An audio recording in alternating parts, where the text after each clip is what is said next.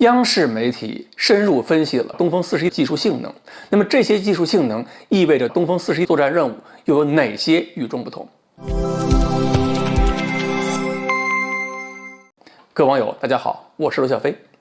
前一段时间呢，就是央媒就是央视网下边一个视频媒体叫小央视频，发了一个很短的一个小视频节目。这个视频我看了一下以后呢，内容呢就是介绍东风41的几个基本性能。视频太短了，看着不过瘾，但是有几条的数据呢，应该是让大家眼前一亮。一个是公开说了，就是它的射程14000公里。14000公里射程意味着什么呢？就是意味着在中国的领土上，通过机动的部署，已经能够做到覆盖基本上全世界所有的主要目标了。当然了，有些地方就算覆盖不到也无所谓。你比如说，中国还没有必要用核导弹去覆盖南极嘛。起码北美欧洲等等地方都能覆盖到了。也就是说，任何一个国家敢于向中国挑衅的话，那么中国的核反击力量可以做到不留死角进行报复。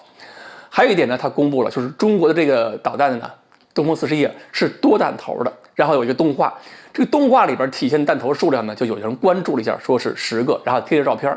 但是我看了一下就是它这个小央视频呢，可能在视频资料上，它不敢使用一些比较真实的视频图像，就是做动画嘛。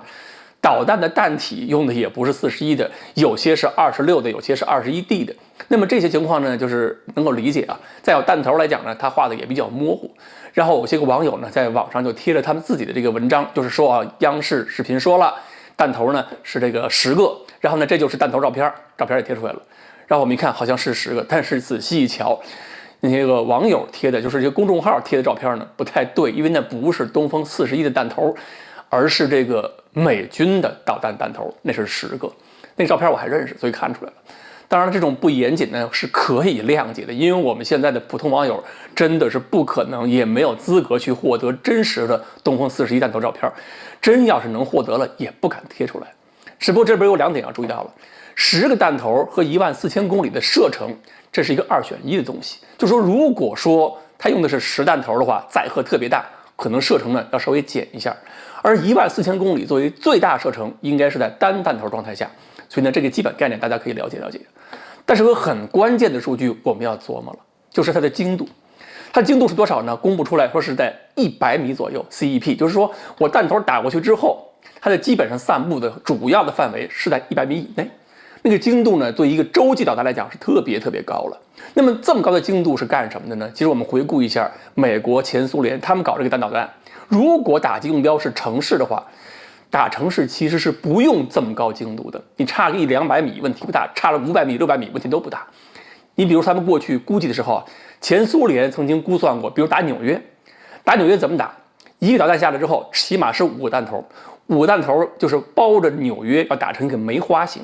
那么梅花形那个散布打完之后，每一个弹头起爆形成超压，超压是向纽约市中心进行挤压的，所以它没有中弹的纽约市中心反而是挤压的最惨的。所以它这个弹头数量基本上除以4除以5就能看得出来它要打多少城市了。而且这个精度呢，基本要求你看俄罗斯的弹要求也不是很高，1公里内都够，当量比较大。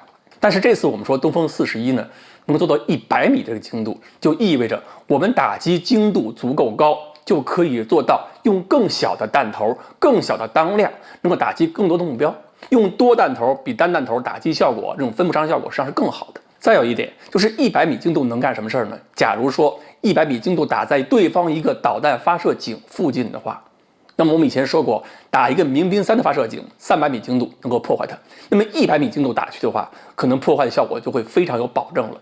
而且有可能经过加固弹头的话，是有可能是打一些个地下加固的坚固目标，比如说一个重要的地堡掩体指挥所之类的。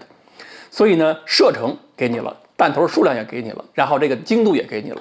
这2点，尤其是后2者，你结合起来去分析的话，就能体现出我们用高精度、小当量、多弹头能够完成以前的弹道导弹所完成不了的任务。对于对方来讲，恐怕也要好好想一想了。就是如果对方采取了一个先出手的核打击，那么即使我们东风41被摧毁一部分，剩下的进行核反击之后，一个导弹10个弹头，对方谁扛得起？好，关于央媒所曝光的东风41的性能，我们应该如何解读？今天呢就说到这里，欢迎大家继续关注我们的栏目，我们下期再说。